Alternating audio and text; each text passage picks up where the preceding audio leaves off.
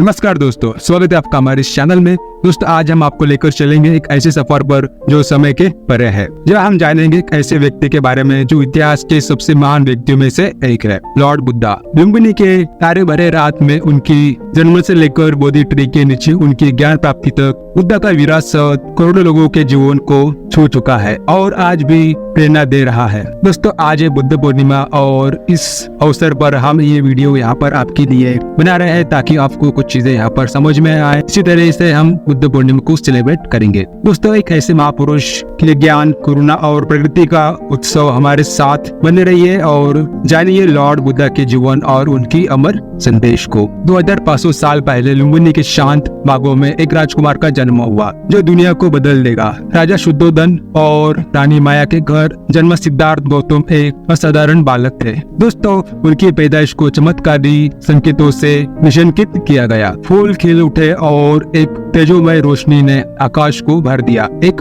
महात्मा के आगमन के संकेत देते हुए। राजमहल के ऐश्वर्य में बड़े हुए सिद्धार्थ को दुनिया के कठोर सच्चाइयों से दूर रखा गया। फिर भी उनके अंदर सच की तलाश की बेचैनी जल्दी ही पैदा हुई। राजमहल की सुविधाओं के बावजूद सिद्धार्थ को गहरी असंतोष का एहसास होता था। उन्होंने राजमहल के बाहर के जीवन को समझने की चाहत की। एक दिन सिद्धार्थ ने राजमहल के बाहर जाने का फैसला किया और जीवन के कड़वी सच्चाइयों से मुलाकात की। बुढ़ापा, बीमारी और मृत्यु, ये दृश्य उन्हें गहरे रूप से प्रभावित कर गए और उन्होंने जीवन के दुख से मुक्ति पाने का रास्ता खोजने की ठान ली। 29 साल की उम्र में सिद्धार्थ ने एक महत्वपूर्ण फैसला किया। उन्होंने अपने राजकुमार जीवन को त्याग दिया, अपनी पत्नी यशोधरा और नवजोत पुत्र राहुल को छोड़कर एक सन्यासी में ज्ञान की तलाश में निकल पड़े। 6 साल तक सिद्धार्थ ने कठिन तपस्या की, अपने शरीर को सीमा तक पूछते हुए ज्ञान प्राप्ति के लिए। कड़ी तपस्या के बावजूद उन्हें ज्ञान प्राप्ति नहीं हुई।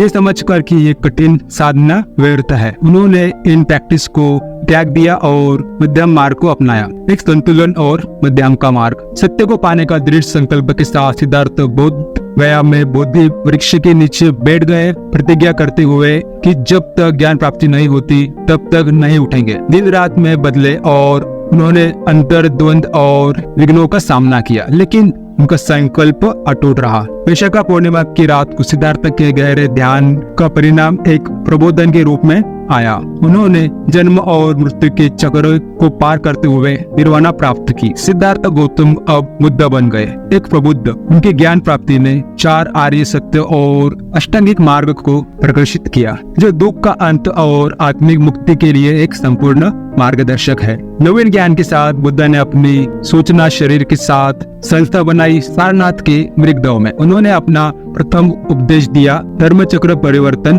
करते हुए। उनका संदेश जीवन के अष्टतीर्थ, करुणा के महत्व और आत्मिक मुक्ति के लिए नैतिक जीवन, मानसिक अनुशासन और ज्ञान के मार्ग पर चलने को प्रभावित करता था। बुद्ध के संदेश ने बहुजन समाज के साथ एक विशेष संवाद बनाया जो भारत की पीड़ित समुदायों के साथ था। उनका समानता, करुणा और सामाजिक न्याय का संदेश अनेक व्यक्तियों और आंदोलन को मानव अधिकार और गरिमा के लिए प्रेरणा दिया। आज बुद्ध पूर्णिमा सिर्फ एक आध्यात्मिक उत्सव नहीं है, बल्कि सामाजिक समानता और न्याय के लिए चल रहे संघर्ष का स्मरण भी है। भारत के हृदय से लेकर एशिया और इससे भी परे बुद्ध का संदेश सीमा और संस्कृतियों के परे गया है। मंदिर, विहार और बुद्ध के प्रतिमा उनकी अमर विरासत के साक्षात प्रमाण है। उनका संदेश आज भी करोड़ों लोगों के आध्यात्मिक सफर में मार्गदर्शन करता है, शांति, करुणा और समझदारी को बढ़ावा देते हुए एक दुनिया में जो अक्सर विभाजित और संघर्ष से ग्रसित होती है। दोस्तों इस यात्रा को समाप्त करते हुए आइए